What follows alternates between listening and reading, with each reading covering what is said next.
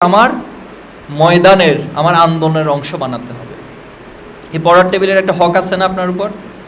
আপনি যে বইগুলো কিনছেন পরীক্ষার জন্য অথবা সিলেবাসের কারণে, সেই বইগুলোর একটা হক আছে কি না? এই বই হয়তো কথা বলতে পারে না, যদি কথা বলতে পারতো তাহলে কিন্তু আপনাকে ধরতো, আমাকে ধরতো। এই যে তুমি আমাকে কিনে টেবিলে যে রেখে দিছো, আমারে পড়ো না কেন? আমার কি একটা হক নাই যে তুমি আমাকে একটু পড়ো? তাহলে প্রত্যেকটা জিনিসের হক রয়েছে, আপনাকে সময়গুলোকে সেভাবে করে ভাগ করে নিতে হবে। ইসলামের সৌন্দর্যটা এইখানে। আল্লাহ রাসূলুল্লাহ সাল্লাম দেখেন তার সন্তান পরিবারকে যেমন সন্তুষ্ট রেখেছিলেন, তিনি সাহাবা আজমাইনদেরকেও সন্তুষ্ট রেখেছেন। তিনি দাওয়াতি কাজেও সবার চেয়ে অগ্রগামী ছিলেন, জিহাদের ময়দানে সবার চেয়ে অগ্রগামী ছিলেন। এরপরে তিনি সমাজের মানুষের কাছে, আত্মীয় স্বজনের মানুষের কাছেও তিনি সবচেয়ে সেরা মানুষ ছিলেন। শুধু আত্মীয় স্বজন, ইমানদার সাহাবীদের কাছে নয়, বরং যারা ইসলাম বিরোধী তারাও হয়তো আদর্শের কারণে আল্লাহ সাল্লাম বিরোধিতা করতেন, কি যে অ্যাজ এ পার্সন হিসেবে, একজন ব্যক্তি হিসেবে আল্লাহ রাসূলুল্লাহ সাল্লামকে তারা তাদের সবচেয়ে সর্বোৎকৃষ্ট মানুষ হিসেবে মেনে নিয়েছিলেন।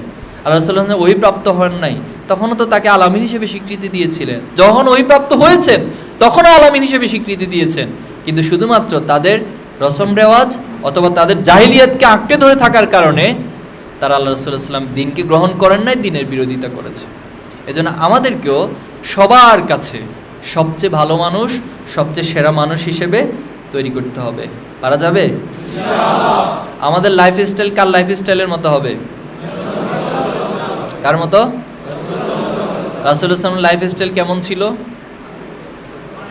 আচ্ছা, রাসূলুল্লাহ সাল্লামের 24 ঘন্টা নামে একটা সিরাত বই আছে, এটা দেখেছেন কে কে?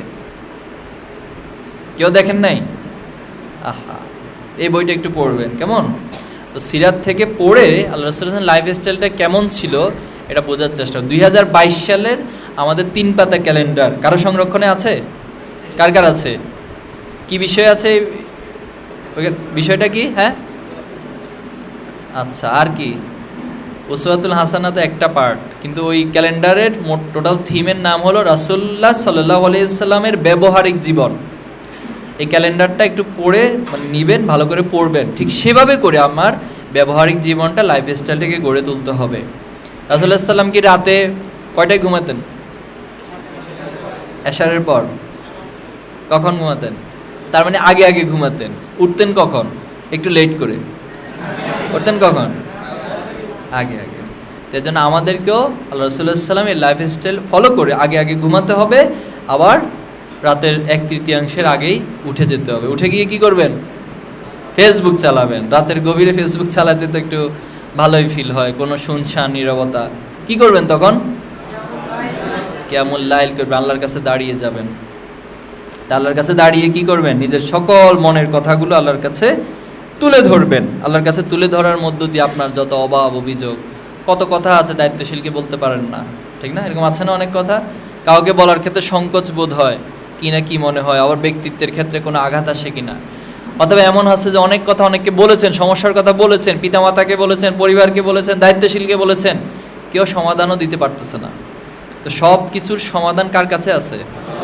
আল্লাহ তাআলার কাছে। তাহলে সে সময় এই যে আপনি সারাদিন অনেক প্রচেষ্টা চালান, দাওয়াতি কাজের প্রচেষ্টা চালান, মান উন্নয়নের প্রচেষ্টা চালান, কর্মী যোগাযোগের প্রচেষ্টা চালান, আপনার ক্লাস করেন, একাডেমিক প্রচেষ্টা চালান, পরিবারকে সহযোগী প্রচেষ্টা চালান, সব প্রচেষ্টা চালানোর পর যখন রাত্রিকালে আল্লাহ তাআলার কাছে মন প্রাণ খুলে দোয়া করবেন, আল্লাহ তুমি আমার এই প্রচেষ্টাগুলোকে সফল করে দাও, বরকতপূর্ণ করে দাও, আল্লাহ কি তার বান্দাকে ফিরিয়ে দিবেন?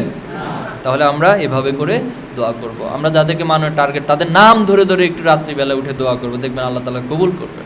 এরকম অসংখ্য উদাহরণ আল্লাহ রাসূলুল্লাহ সাল্লামের নিজেরও তো উদাহরণ রয়েছে। তিনি বলছেন, এ আল্লাহ, ওমরাইন 2 ওমর থেকে 1 ওমরকে তুমি কবুল করো। আল্লাহ কবুল করছেন না? করেছেন। এজন্য আমাদেরকে এভাবে করে নিজের লাইফস্টাইলটাকে সাজাতে হবে। সর্বশেষ যে কথাটা বলে শেষ করতে চাই, আমরা একটা বিপ্লবের স্বপ্ন দেখি।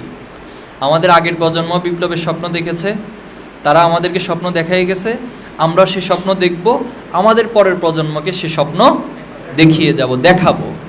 তো শহীদ মীর কাসেম আলী বলেছেন, আমরা যে বিজয়ের স্বপ্নের পতাকা হাতে নিয়েছি, এটি আমি আমার সন্তান, সে তার সন্তান, এভাবে করে প্রত্যেকে তার পরবর্তী জেনারেশন হাতে তুলে দেবে। কোন এক প্রজন্মের হাত ধরে এই স্বপ্নের পতাকা, এই কালেমার পতাকা, এই বিজয়ের পতাকা, এই দিনের, ইকামতের দিনের পতাকা আলটিমেটলি বাংলাদেশের বুকে স্থাপিত হবে ইনশাআল্লাহ।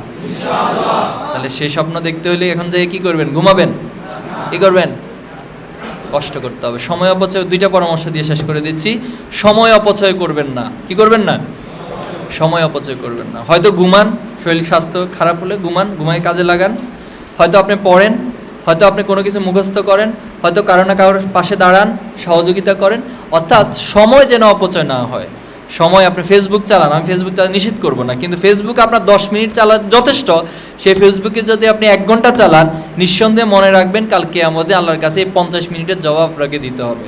এবং ইসলামী আন্দোলনের জন্য আপনার নিজের জন্য যে ক্ষতি করতেছেন, এই ক্ষতির সম্মুখীন হয়ে আল্লাহ তাআলার কাছে কিন্তু আপনাকে জবাবদিহি করতে হবে। যেন সময় অপচয় করা যাবে না। যেটা যতটুকু প্রয়োজন ঠিক ততটুকু সময়ের মধ্যে এটা শেষ করবেন। আরেকটা কাজ করতে হবে, পরিশ্রম করতে হবে, কঠিন পরিশ্রম। পৃথিবীতেও যদি আপনি সফলতা চান, পরিশ্রম ব্যতীত পৃথিবীর সফলতাও অর্জন করা সম্ভব না। আর আমরা কি শুধু পৃথিবীর সফলতা চাই? আমরা পৃথিবীর সফলতা চাই, আখিরাতের সফলতা চাই, জাহান্নাম থেকে মুক্তি চাই, জান্নাত চাই। তাহলে আমাদেরকে পরিশ্রমটা তার চেয়ে কত গুণ বেশি করতে হবে? পারা যাবে ইনশাআল্লাহ। আল্লাহ তাআলা আমাদের সবাইকে কবুল করুক, আপনাদের পঞ্চগড়ের সাথী ভাইদেরকে কবুল করুক। আপনাদের হাত ধরে এই পঞ্চগড়ের প্রত্যেকটি ছাত্র সমাজ দিনের আলোয় আলোকিত হোক, আল্লাহর খাঁটি গোলাম হোক।